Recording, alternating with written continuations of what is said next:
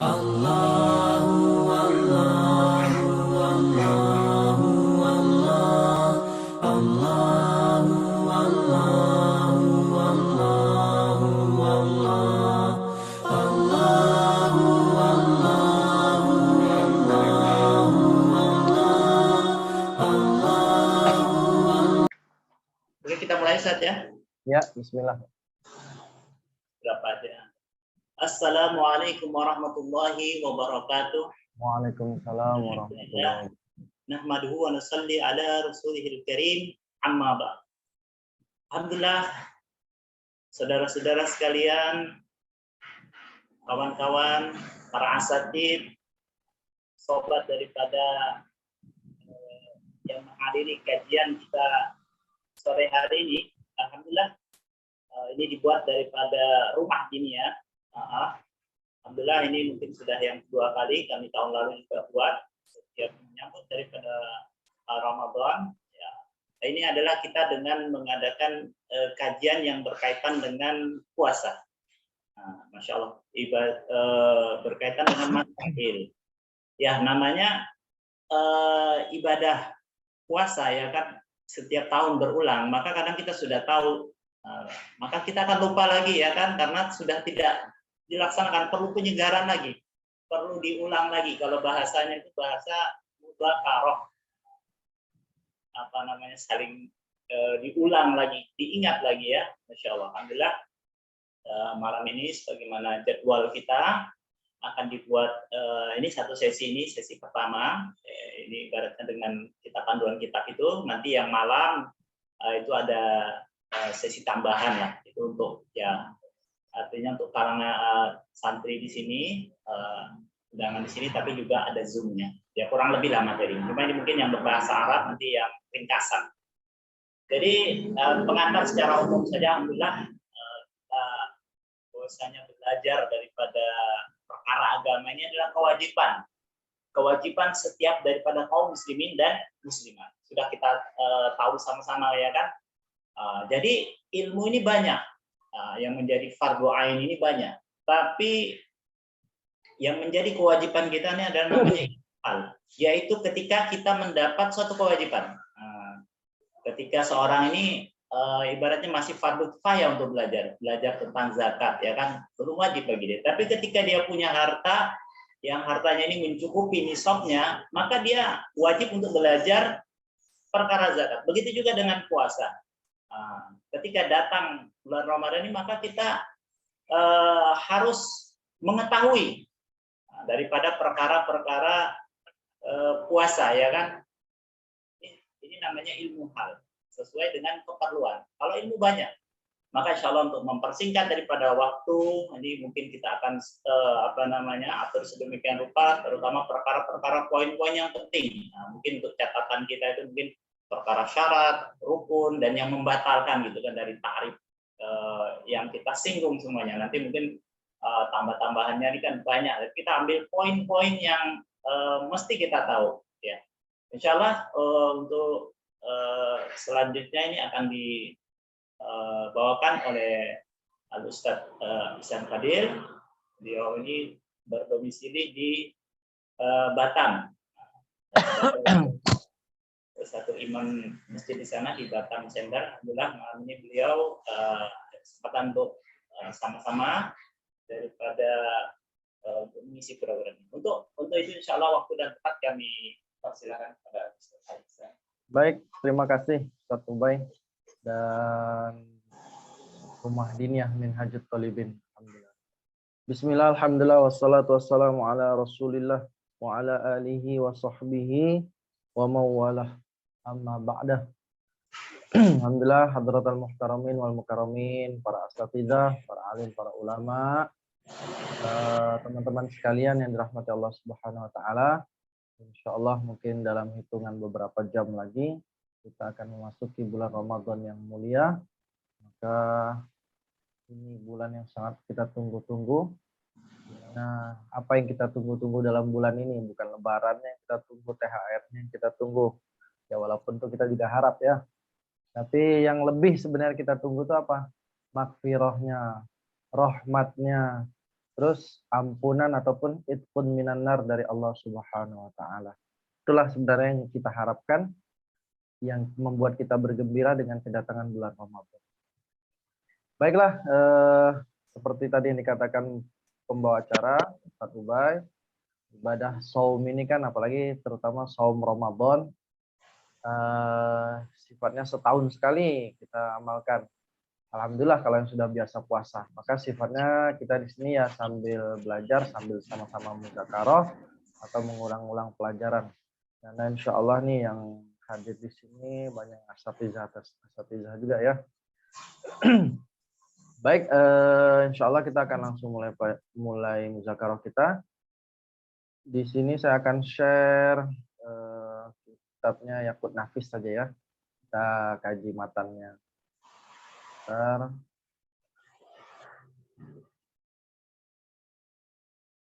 Baik.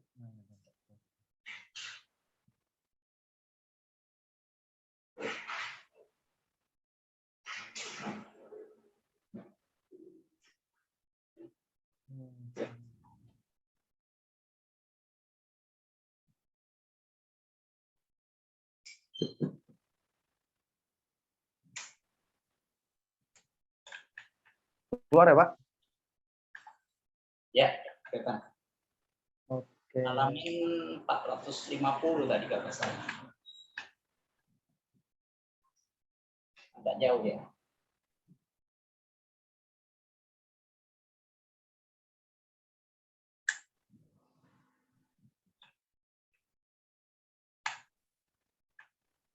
Ini salah kitab apa-apa? Salah kitab saya. Kitab apa itu? Yaqut Nafis itu. Ini Yaqut wal Marjan ini. Salah ya? Salah. Apaan? Coba yang tadi saya kirim kayaknya. Coba.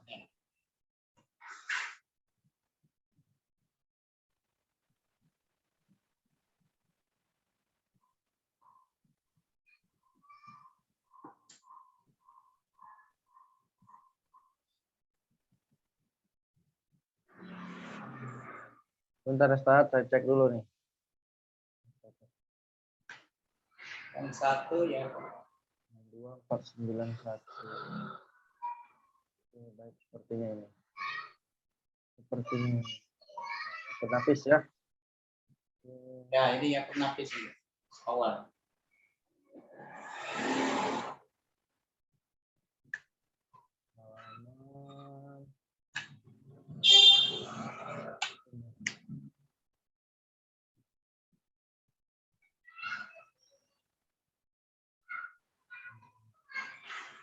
Sekarang masih loading.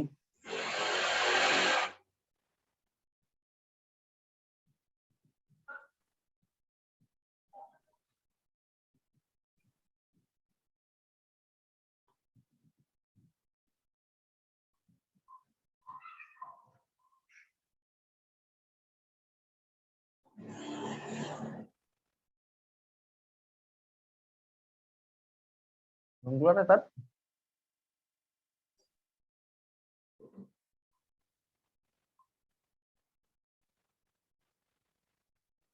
.535 kalau nggak salah. Oke, baik. Ketemu. Sudah, Pak? Ya.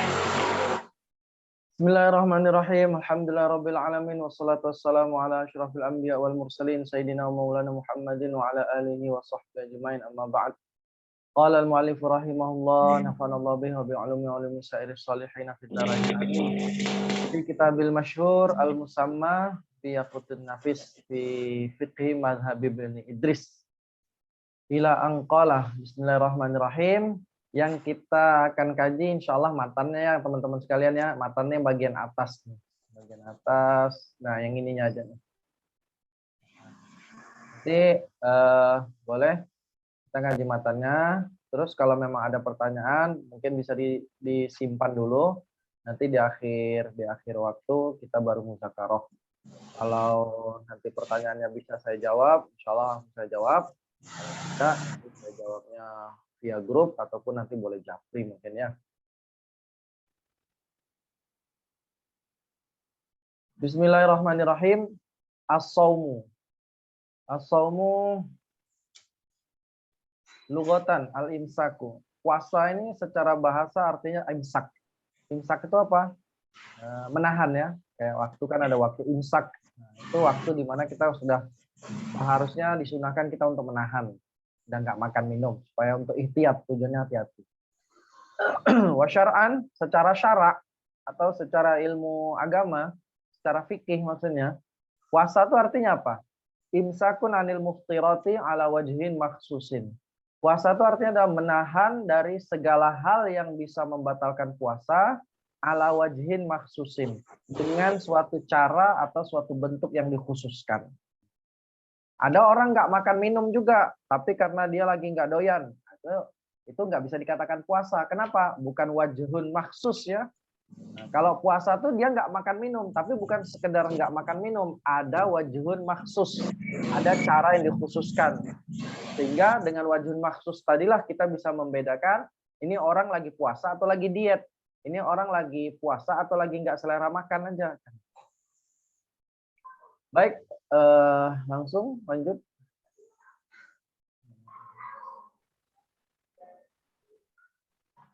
Itu semua nih apa asror hikmah-hikmah puasa.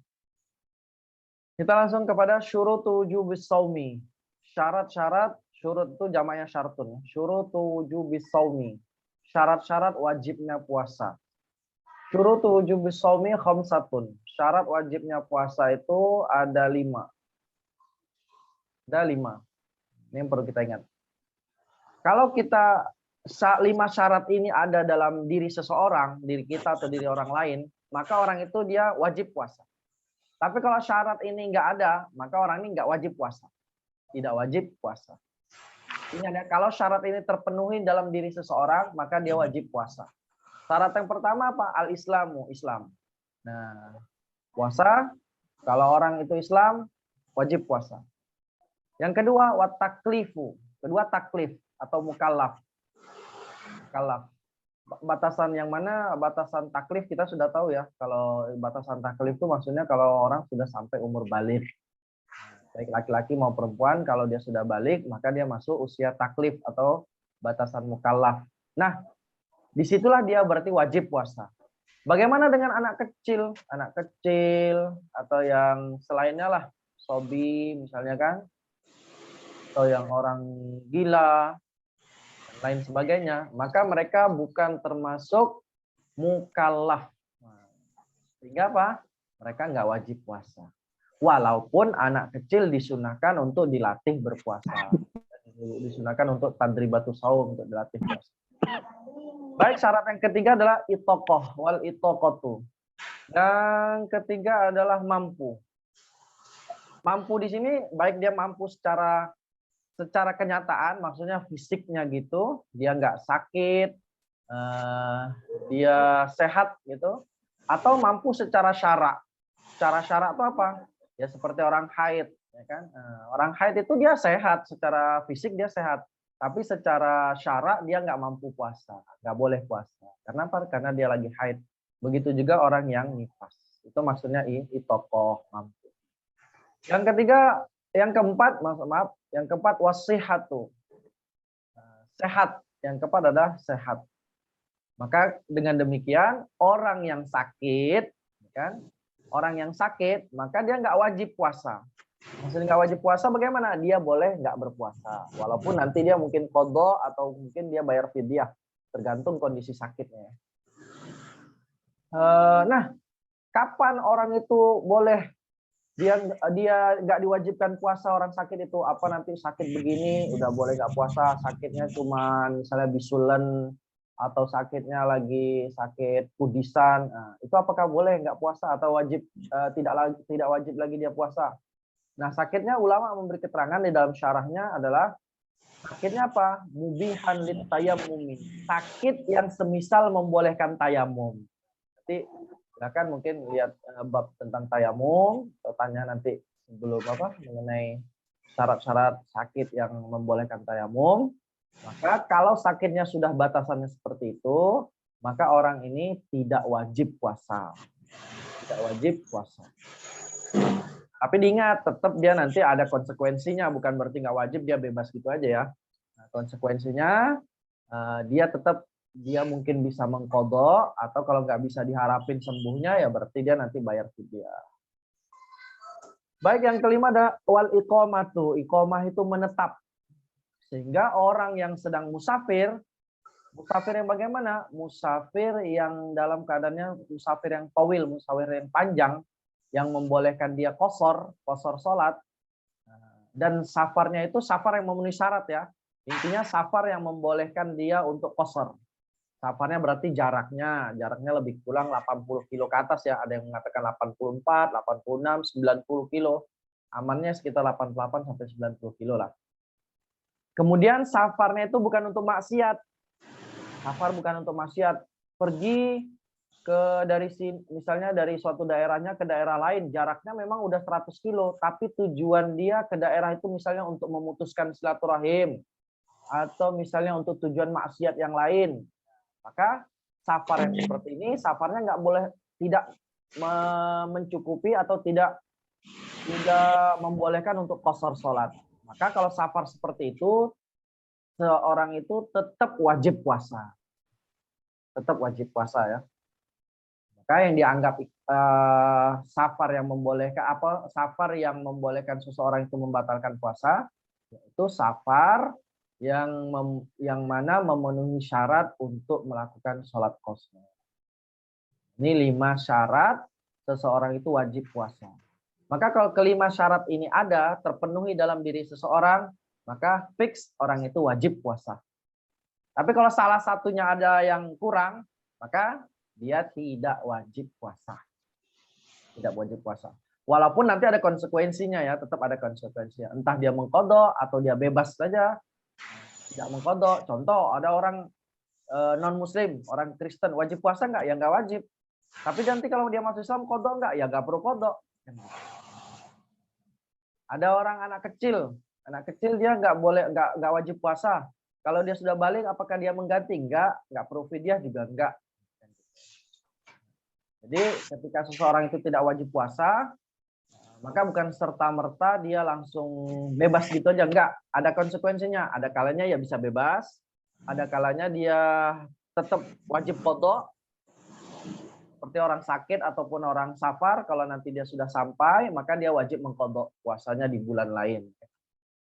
Atau dia tidak qadha, tapi dia wajibnya fidyah saja, seperti orang tua yang sudah uzur, ya, atau orang yang sudah sakit, tapi sakitnya udah nggak bisa diharapin sembuhnya lah. Maka itu kalau salah satu syarat kurang, maka dia tidak wajib puasa. Baik teman-teman, kita lanjut ya.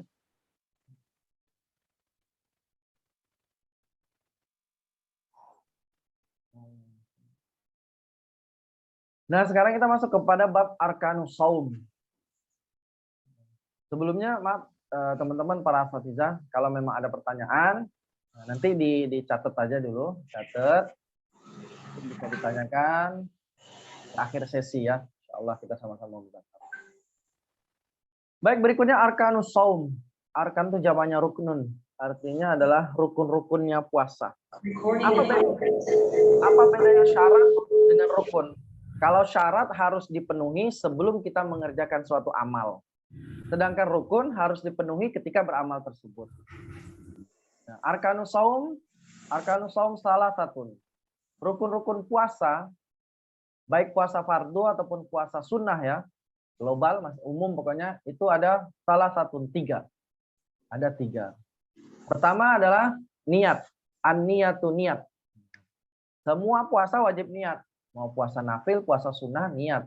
Innamal a'malu bin niat. Kalau kita nggak niat, puasa kok nggak niat, ya nggak jadi. Jadi nanti kayak orang lagi diet. Orang diet kan nggak makan juga kan, misalnya kan. Jadi membedakan seseorang itu sedang tabarruk, seseorang itu sedang beribadah, dengan seseorang itu lagi nggak beribadah, itu yang membedakan niat aja. Orang wudhu dengan cuci muka kan bedanya niat aja. Niat. Baik, yang pertama adalah an-niyatu niat. Yang kedua, nanti niat ini ada waktunya nggak ya dibahasnya? Ya, sebelum maghrib. An-niyatu, niat. Oke, nggak apa-apa lah saya singgung sedikit. Nanti kalau memang ada di pembahasan belakang, alhamdulillah, berarti kita lewat saja. Ya, Nah, niat ini perlu diperhatikan. Ada perbedaan antara puasa fardu dengan puasa sunnah. Kalau puasa sunnah, kita bisa melakukan niat sampai sebelum matahari zawal ya, sebelum matahari tergelincir. Dengan syarat kita belum melakukan sesuatu yang membatalkan puasa. Contoh kan seperti kasus di dalam hadis Rasulullah pulang ya kan ke rumah, tanya kepada Sayyidah Aisyah atau istrinya yang lain apakah ada makanan.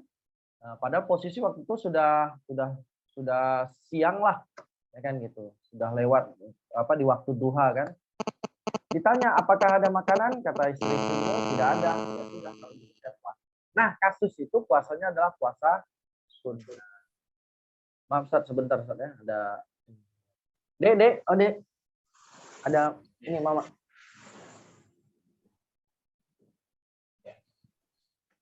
Baik, lanjut. Rukun puasa yang kedua adalah tarkul muftirat. Tarkul muftirati. Rukun puasa yang kedua adalah meninggalkan segala hal yang membatalkan puasa. Itu dia. Meninggalkan segala hal yang membatalkan puasa. Apa saja yang membatalkan puasa? Insya Allah sebentar lagi kita akan masuk kepada babnya. Rukun yang ketiga adalah was-shaimu. Was-shaimu. Was-shaimu itu sigatnya isim fa'il. Maknanya apa? Ya orang yang berpuasa sendiri. Orang yang berpuasa. Jadi rukun puasa itu ada 3. Pertama niat, kemudian tarkul muftirat, yang ketiga shaim, ada orang yang berpuasa. Kalau dalam berpuasa seseorang memenuhi 3 syarat ini, maka puasanya sah. Itulah maksudnya rukun. Kalau tadi syarat kan, kalau 5 syarat tadi terpenuhi, berarti orang tadi wajib puasa. Kemudian ketika dia sudah berpuasa, 3 syarat ini dipenuhinya, dia niat, dia meninggalkan hal-hal yang membatalkan puasa, dan ya ada orangnya sendiri, ada orang yang berpuasanya itu sendiri, maka puasanya dihukumi sah. Puasanya sah.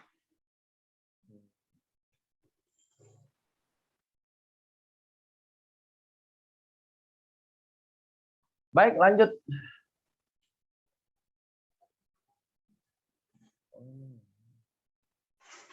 Sekarang syarat-syarat sahnya puasa. Tadi rukun-rukun puasa, sekarang syaratnya sahnya puasa. Syurut sihhati shaum arba'atun. Syarat-syarat sahnya puasa adalah 4.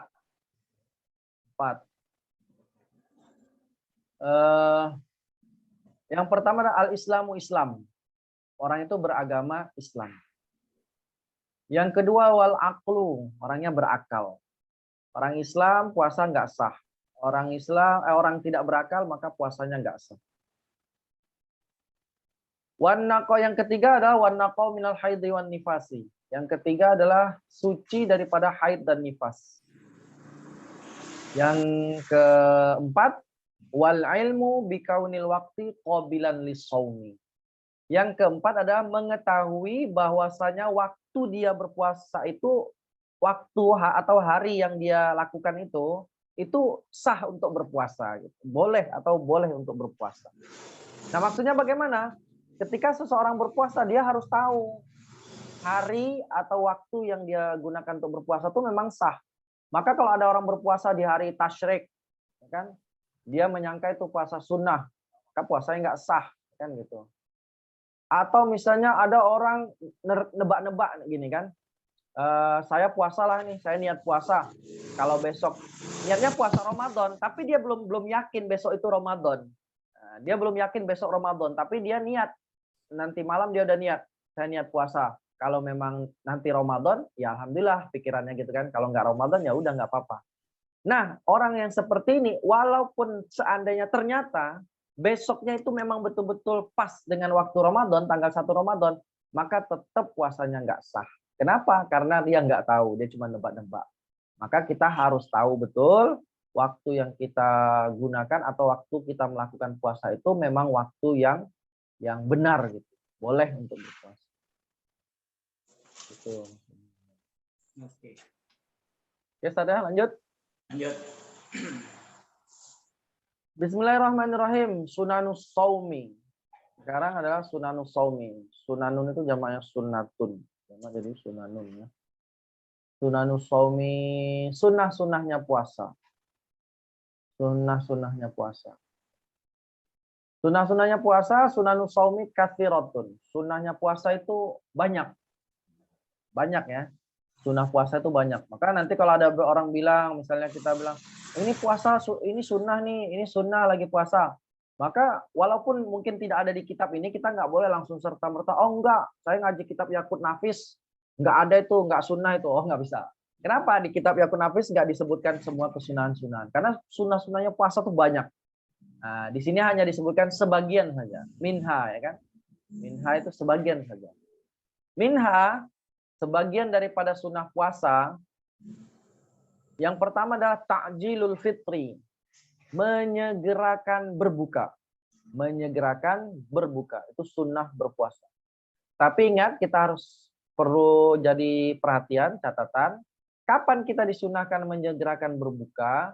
Ketika memang kita sudah yakin waktu berbuka sudah masuk. Atau waktu maghrib sudah masuk. Nah, ya, kalau waktu maghrib sudah masuk, kita ya udah yakin nih, mungkin dengar suara azan, atau kita lihat jam tangan kita sesuai jadwal sudah masuk, maka kita disunahkan untuk menyegerakan berbuka. Tapi kalau kita masih ragu-ragu, nggak boleh. Contoh hari mendung, nggak ada jam, suara azan kita nggak dengar, entah kita di suatu tempat lah, di mana begitu kan. Nah, maka kita lihat mendung, kayaknya ini udah buka lah ini, kayaknya ini. Udah gitu. Nah, nggak boleh. Kenapa? Kalau seandainya kita menyangka, kemudian kita buka ya, dalam dugaan kita tadi, ternyata waktunya belum masuk waktu maghrib, maka puasa kita batal. Puasa kita batal. Kenapa? Al aslu baqa'u makana ala makan. Asal suatu perkara itu adalah tetapnya suatu perkara sebelumnya. Jadi waktu itu waktu puasa belum habis, kita malah sudah berbuka, maka batal puasa. Kemudian sunnah berikutnya ada wa ta'khirus suhur. Suhur, bacanya suhur ya. Kalau dibaca suhur itu berarti apa namanya itu? Al-aklu fis sahri, ya kan? Makan di waktu sahur. Perbuatan ya, maksudnya perbuatan. Tapi kalau kita bacanya sahur, itu artinya makanannya. Makanan yang dimakan ketika sahur dinamakan as-sahur. Tapi kalau perbuatan atau perbuatan kita makan di waktu sahur itu namanya suhur. Sama seperti wudhu dengan wadu ya. Kalau wudhu itu perbuatan, kalau wadu itu wasilahnya atau air yang digunakan. Baik, wa ta'khirus suhur, mengakhirkan makan sahur. Mengakhirkan makan sahur. Nah, ini disunahkan ini. Sunnah ketika kita berpuasa adalah mengakhirkan makan sahur, tapi perlu kita catat juga jangan sampai kita melewati waktu tulul fajri ya. Baik. Yang ketiga, sunnah puasa yang ketiga berikutnya ya. Wal iftaru ala tamri. Sunnah puasa yang berikutnya adalah berbuka dengan tamar. Berbuka dengan tamar. Tamar itu kurma. Kurma ada macam-macam. Ada rutob, ada kurma kan ada yang kering ya. Kalau tamar itu dia kering, kalau rutob kan basah ya. Nah, ini kalau yang paling afdol bagaimana? Kurma dengan tamar dengan rutob. Ala shawab insyaallah yang paling afdol tetap tamar ya. Tamar dulu. Kurma yang sudah matang lah, sudah matang. Kalau rutob itu kurma muda. Jadi sunnah ketika berpuasa itu apa? Kita berbukanya dengan kurma. Kurma apa ini? Apa ajalah kurma intinya boleh. Kurma tunis, kurma sukari, kurma ajwa, kurma ini, kurma itu, segala macam. Intinya kalau kurma tetap sunnah. Tetap sunnah ya. Kalau yang belum ada kurma nanti boleh hubungin Ustaz Ubay, mungkin beliau menyediakan kurma. Materi. Baik, berikutnya. Nah, kalau nggak ada kurma, misalnya nggak ada kurma, yang disunahkan apa? Kalau nggak ada kurma, pakai air. Ini air dingin ya. Maksudnya air dingin itu bukan air es. Maksudnya air apa ya? Air putih ya. Kita bilang air putih apa Pak? Air putih ya? Air Air putih lah, air minum lah, intinya air minum ya. Atau dengan sesuatu yang manis. Sesuatu yang manis yang dia tidak dibakar oleh atau dimasak oleh api. Macam lah, terserah manisan atau apa. Pakai buah-buahan, nah kan buah-buahan manis. Silakan. Terus wa iktsarul Qur'ani, kemudian memperbanyak membaca Al-Qur'an. Nah, perlu diperhatikan yang disunahkannya itu iktsarnya. Kenapa? Kalau Al-Qur'an sendiri ya waktu hari-hari biasa kan kita tetap disunahkan membaca Al-Qur'an, dianjurkan membaca Al-Qur'an. Tapi khusus di bulan puasa kita disunahkan iktsar atau taktsiru qiraatil Qur'an, memperbanyak membaca tilawah Al-Qur'an.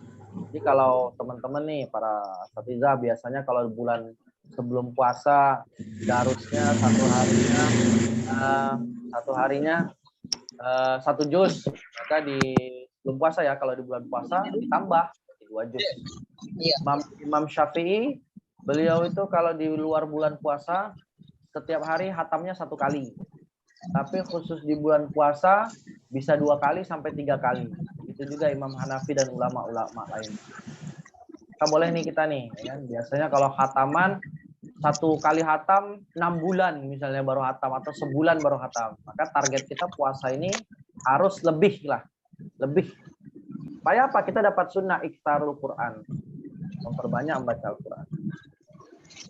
Allahumma sholli. Dan disunahkan juga ya dalam baca Al-Quran tuh kita tadarus, mudarosah atau tadarus ya. Tadarus itu bagaimana? Ya seperti di masjid-masjid, yang satu baca, yang satu mendengarkan. Nanti gantian lagi, yang satu baca, kita yang dengerin, kan temannya baca, kita dengerin.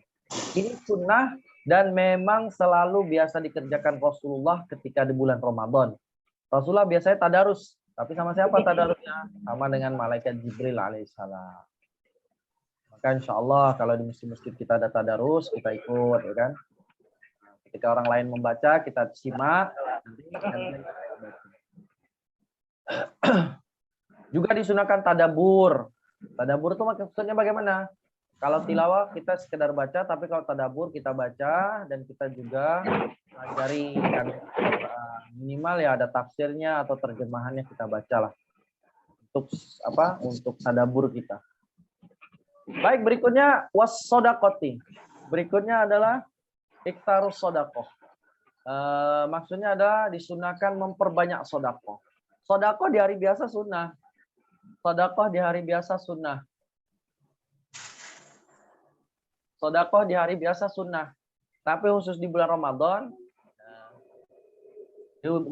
Ramadan, kita juga disunahkan memperbanyak sodakohnya.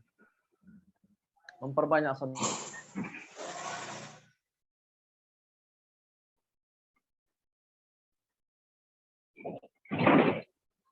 Oke, lanjut.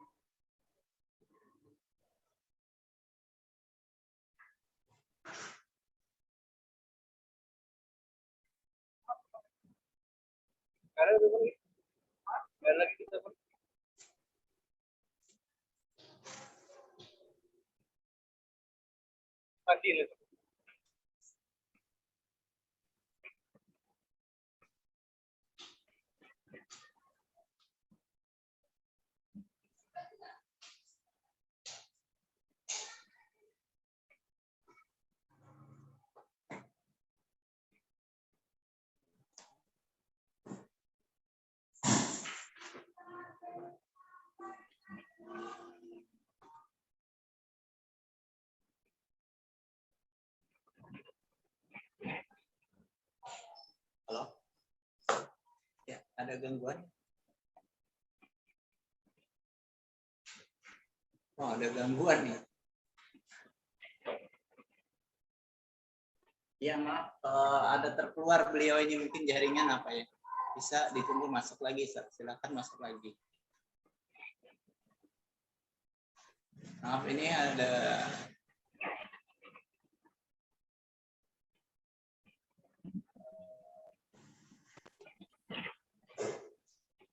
Assalamualaikum. salam. Kenapa Pak? Oh, tadi terkeluar. Oke, oke. Oke ya. Kita coba lagi ya. Oke, dia terkeluar. Nah, screen-nya halaman berapa tadi? Ada baju. Nih. Makruhat sudah sampai hal-hal yang dimakruhkan. Makruhatus shaum. Ayam pakai ini. Habis. Belakang lagi. Tadi halaman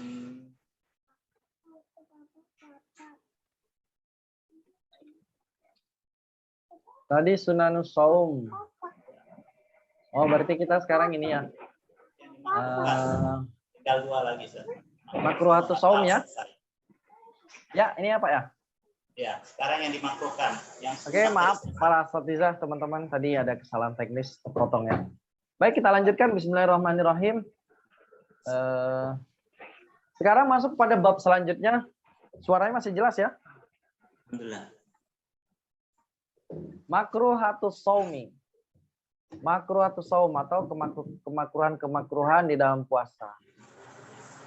Nah, maksudnya makruhat itu bagaimana? Makruh itu sebagaimana kita tahu perkara yang kalau kita kerjakan ia tidak berdosa, tetapi kalau kita tinggalkan berpahala. Nah, dikerjakan nggak berdosa, di sini juga nggak membatalkan puasa itu sendiri, tapi kalau kita tinggalkan maka kita mendapatkan pahala. Makruhatus shaumi katsiratun. Kemakruhan-kemakruhan puasa itu banyak. Kan seperti saya bilang tadi, kita nanti kalau misalnya ada ragu-ragu, ada hal-hal yang kita ragu-ragu misalnya di puasa, ini apa ya, ini boleh atau ini makruh, maka mungkin kita boleh tanya kepada ustaz-ustaz atau ulama-ulama, ya kan? Supaya apa? Supaya kita tidak terjerumus dalam berpuasa kita melakukan hal-hal yang makruh. Bagaimanapun namanya makruh ya dibenci Allah ya. Katsiratun minha, di antara kemakruhan-kemakruhan puasa itu adalah al-mubalaghatu fil madmadati. Mubalaghah itu berlebihan dalam kumur-kumur. Nah, kalau di luar puasa, orang yang berkumur-kumur sunnahnya mubalaghah. Ya teman-teman ya. Tapi kalau lagi puasa nggak boleh, malah makruh mubalaghah. Mubalaghah itu misalnya gini, sampai pokoknya sampai kumur-kumur, sampai ke anak tekak kan gitu kan, sampai ke tekak lah gitu. Nah itu kalau di luar puasa sunnah. Tapi kalau di ketika puasa, baik sunnah puasanya sunnah ataupun fardu, itu hukumnya makruh ya. Kemudian wal istinsyaki, maaf, mubalaghah di dalam istinsyak. Sama kalau sebelum bagi orang yang tidak berpuasa, istinsyak itu sunnahnya mubalaghah kayak kumur-kumur, kita sedot kan sampai ke perut, sampai ke sini, sampai ke pangkal hidung itu bagus sunnah itu. Tapi kalau lagi puasa nggak boleh. Nah, kita kalau mau istinsyak tetap disunahkan, tapi sekedarnya aja sampai di atas hidung ini.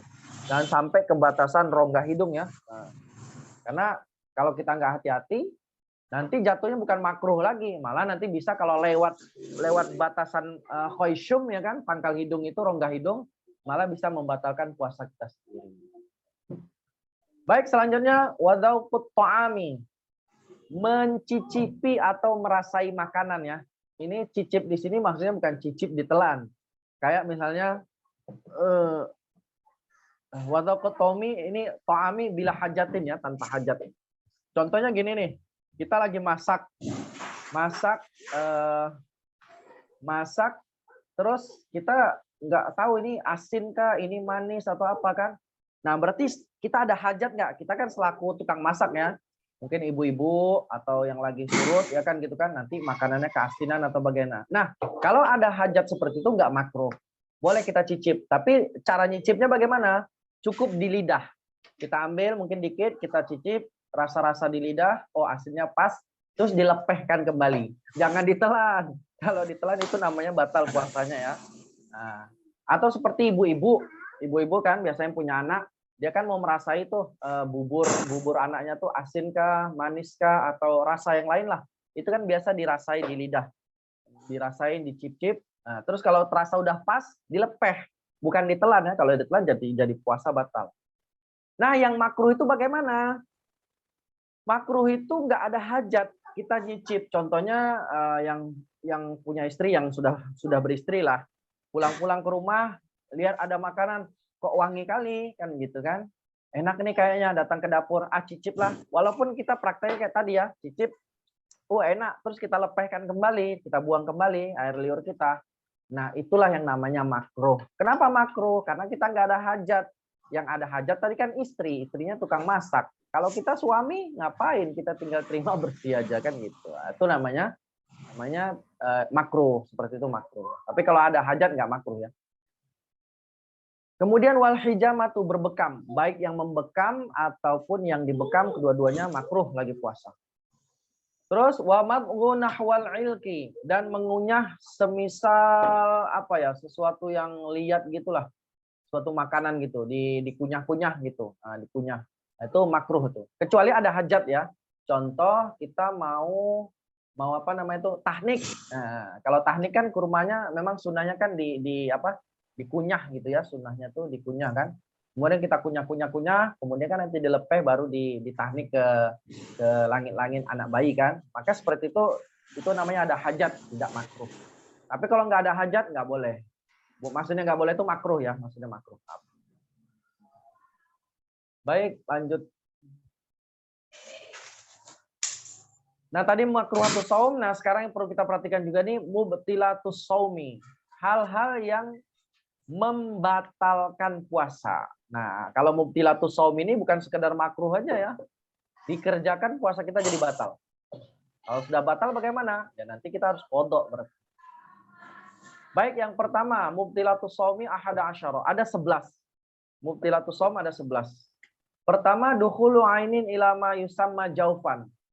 Masuknya sesuatu, ain itu ada yang nampak ya, maksudnya ada sesuatu yang nampak ke dalam sesuatu yang dinamakan rongga. Di sini ada 7 ya. Rongga itu ada 7. Rongga ada berapa ya? Rongga mulut, hidung 2, 3, telinga 5, kemudian kubul dan dubur. Ya ada 7 rongga itu maksudnya. Nah, 7 rongga ini atau lubang lah ya, lubang biar enak ini ya. 7 lubang ini kalau kemasukan suatu benda, baik bendanya cair maupun padat, intinya benda yang nampak ya, maka itu membatalkan puasa. Jaufan min manfazin maftuhin ya, dari lubang-lubang yang terbuka. Nah, maka kalau saya ulangi, kalau ada sesuatu benda baik cair, padat, sedikit, banyak, yang dia kelihatan benda tadi, benda nampak, masuk ke dalam rongga yang 7 tadi, salah satu dari rongga yang 7 tadi, maka puasanya batal. Puasanya batal ya, batal. Masuk telinga lagi mandi. Nah, makanya sering itu kalau mandi kita hati-hati. Kenapa? Kalau mandi wajib oke. Kalau mandi wajib, kita misalnya lagi mandi wajib ya, mandi wajib siang hari atau sore hari karena ihtilam ya, mimpi junub misalnya kan. Terus pas mandi kemasukan air ke telinga kita. Nggak sengaja, maka itu nggak membatalkan puasa. Karena mandinya wajib, mandinya diperlukan. Tapi kalau yang selain mandi wajib, kita perlu hati-hati. Kenapa? Kalau sampai ada air yang masuk ke telinga kita atau kemana lah intinya, walaupun kita nggak sengaja, tetap membatalkan puasa. Tetap batal puasa ya. Hati-hati kalau mandi, temen ya. Baik, yang berikutnya yang membatalkan puasa yang kedua ada wal qai'u, muntah. Muntah di sini maksudnya biasanya menggunakan wazan ini ya, istiqo ya. Istiqo itu maksudnya bukan kalau muntah kan nggak sengaja ya. Ini muntah yang disengaja. Memang dicari-cari muntahnya gitu. Dia nggak ada niat muntah tapi dicari-cari, mungkin dicolok-colok atau di gitulah. Intinya sengaja mau memuntahkan. Nah, itu batal puasa. Tapi kalau muntah nggak sengaja nggak batal puasa. Ya, jadi koi di sini, koiu di situ maksudnya muntah yang dicari-cari. Apa ya bahasanya apa? Ya sengaja mau cari muntah gitu. Terus yang berikutnya adalah wal jima'u. Jima. Nah, jima itu membatalkan puasa. Jima itu mesti inzal nggak? Sampai keluar nggak Ustaz? Nggak harus keluar. Intinya jima yang sudah mewajibkan mandi, ya, jima yang mewajibkan mandi, maka itu batal puasanya. Sudah dinamakan jima. Jima yang mewajibkan mandi gimana? Hasyafah, ini hasyafah nih ya, kepala ini masuk ke dalam farjinya perempuan, itu sudah wajib mandi belum? Wajib. Berarti puasa batal nggak? Batal. Batal. Bahkan nanti ada ini sendiri ya, ada kafarat sendiri ya bagi orang yang sengaja jima di siang hari Ramadan. Terus berikutnya yang mubtilatus shaum berikutnya ada wa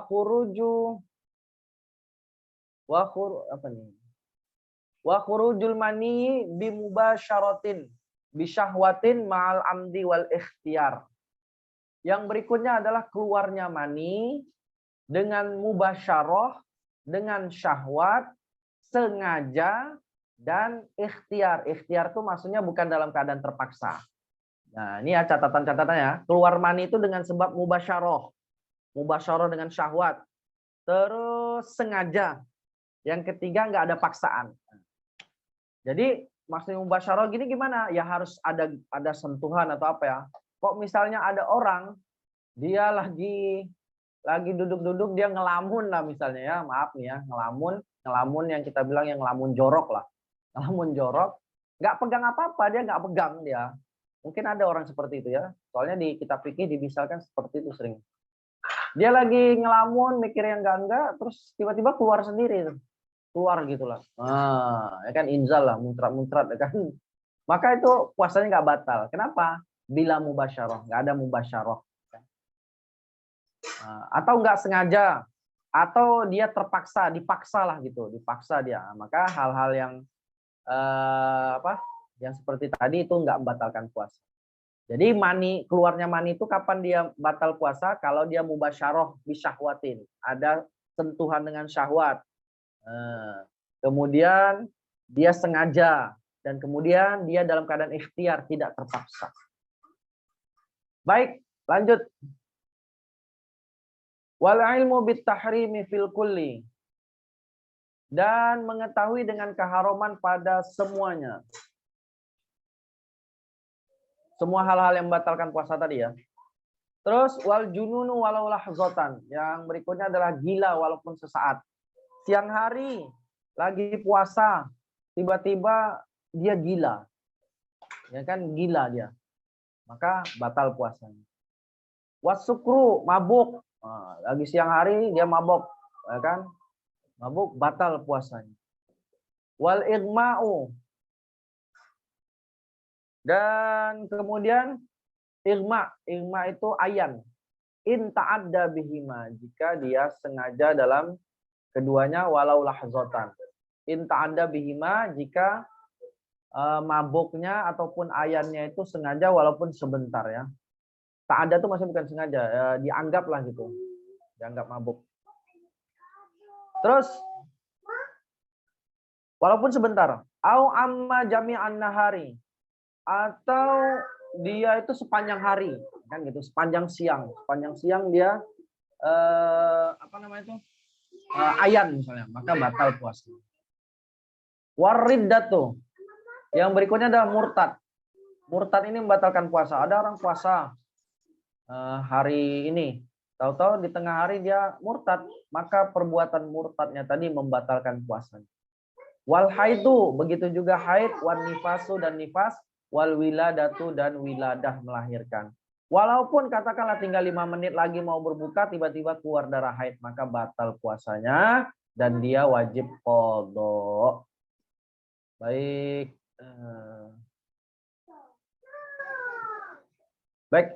Alhamdulillah kita sudah menyelesaikan tentang pembahasan puasa, baik dari mengenai arti puasanya, kemudian syarat rukunnya, kemudian sunnah-sunnah, makruhat, dan mubtilatnya. Baik, sampai di sini mungkin boleh 5 menit ini. Afwan ya Ustadz Ubay, saya juga ada keperluan nih. Jadi teman-teman sekalian, para asatizah, kalau ada yang mau bertanya atau ada yang mau dimuzakarahkan, boleh acungkan tangan atau langsung unmute langsung unmute aja ya. Langsung buka mic. Insyaallah Ustaz. Ya, silakan. Mau bertanya, Tat, 5 menit ada waktunya. tentang memasukkan sesuatu ke dalam lubang 7 lubang rongga tadi, Tat. Ya. Kalau korek kuping kita membersihkan kotoran kuping pakai korek kuping itu membatalkan atau enggak, Tat? Nah, untuk kuping sama dengan hidung ya, itu yang membatalkan. Kalau kuping adalah kalau masih dalam zohir, batasan zohirnya kuping nggak batal. Zohir itu gimana? Zohir itu kalau gini, kalau kita ngelihat kuping orang dari dekat lah gitu ya, bagian yang kita bisa lihat dari luar itu namanya zohir. Nah, kalau kita ngorek-ngoreknya cuma sekitar itu, maka itu nggak batal. Contohnya saya pakai jari kelingking ya, soalnya cuma gini-gini nih, gini-gini itu nggak batal. Tapi kalau cotton bud itu biasanya kalau dimasukkan itu kan segini ya lebih kurang ya, itu sudah masuk ke wilayah batinnya telinga. Wilayah batinnya telinga. Maka kalau seperti itu kejadiannya atau cara korek kupingnya seperti itu membatalkan puasa. Wallahu a'lam bishawab. Ya, gimana, Ustaz?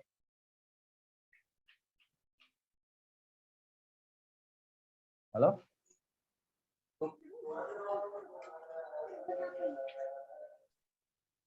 Ada lagi?